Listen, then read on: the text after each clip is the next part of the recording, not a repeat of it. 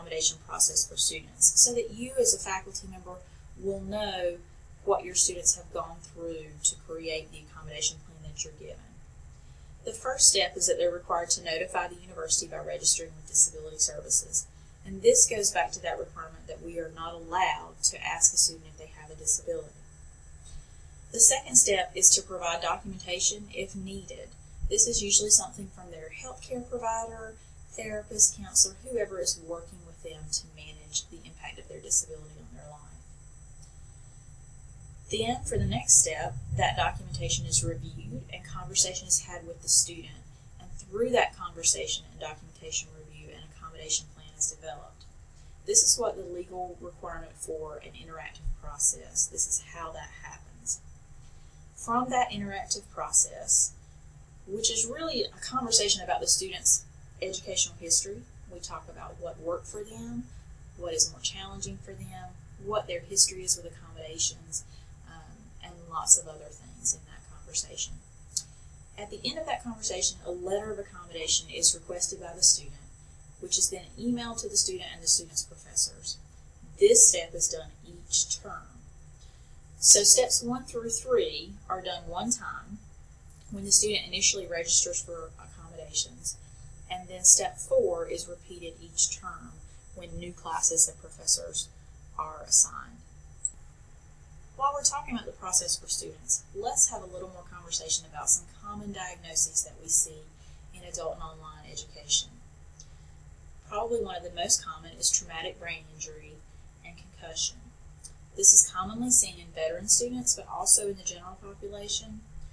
Students who have experienced TBI or concussion can have impacts on their memory and processing speed. Some also experience things such as frequent or constant headaches, debilitating migraines, and increased frustration and anxiety. Another commonly seen disorder is post-traumatic stress disorder. This again is commonly seen in veteran students, but can also be seen in the general population very often as a result of sexual assault or other trauma. This can impact memory and focus. Anxiety about crowds and classroom environments is also common. You also often see increased frustration and irritability that can impact classroom behavior. Another commonly seen diagnosis would be attention deficit hyperactivity disorder. That's ADHD for short, with or without the hyperactivity. This can be lifelong or it can result from trauma.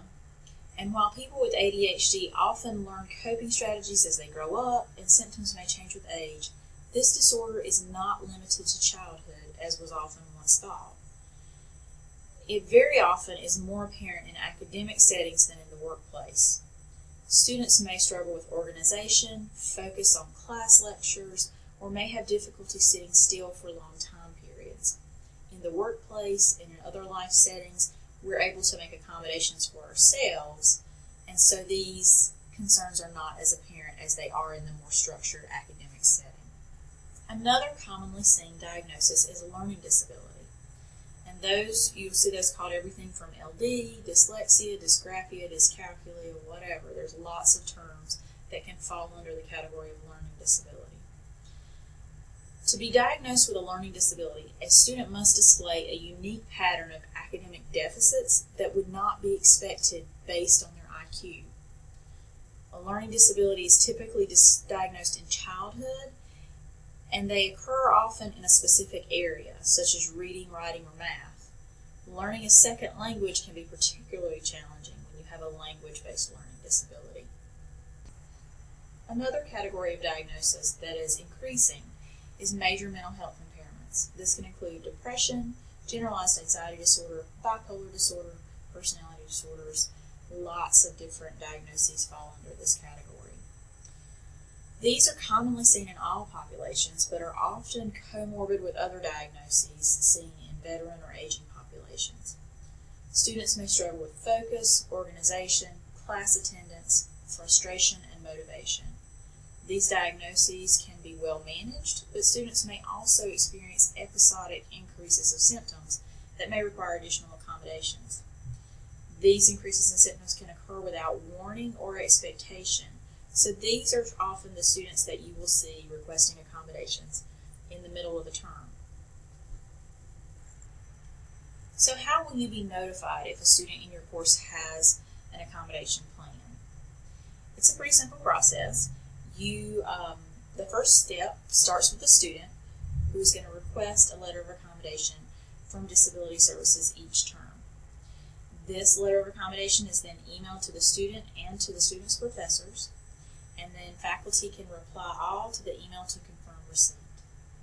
Accommodations are available to the student from that date. Again, we don't provide any retroactive accommodations, so once you receive the letter of accommodation, that is the date at which you should start providing accommodations.